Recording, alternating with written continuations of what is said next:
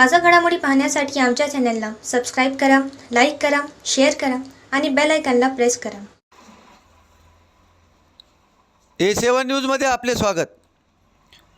जिल्हाधिकारी कार्यालयावर शेतकऱ्यांचा आक्रोश मोर्चा. शेतकऱ्यांच्या विविध मागण्यासाठी राष्ट्रवादी शरदचंद्र पवार पक्षाच्या वतीने दिनांक 20 ऑगस्टला जिल्हाधिकारी कार्यालयावर आक्रोश मोर्चा काढला होता. या मोर्चामध्ये हजारो शेतकरी सहभागी झाले होते.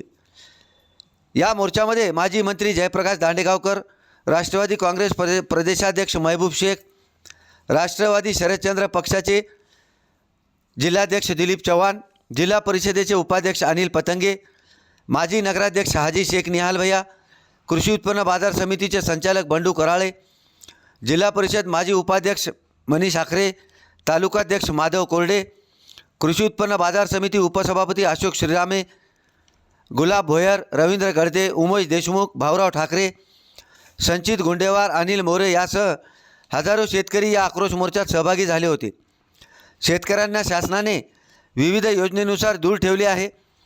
तसेच शेतकऱ्यांची कर्जमाफी करून 7/12 उतारा द्यावा, पीक विमा शेतकऱ्यांच्या बँक खात्यात जमा करावा, सोयाबीन, कापूस, तूर, हरभरा या पिकांना योग्य हमीभाव वाढवून सोयाबीनला 7,000 रुपये तर 15,000 रुपये हमीभाव द्यावा, यासह इतर मागण्यासाठी दिनांक 20 ऑगस्ट मंगळवार रोजी जिल्हाधिकारी कार्यालयावर राष्ट्रवादी शरदचंद्र पवार पक्षाच्या वतीने आक्रोश मोर्चाचे आयोजन केले होते.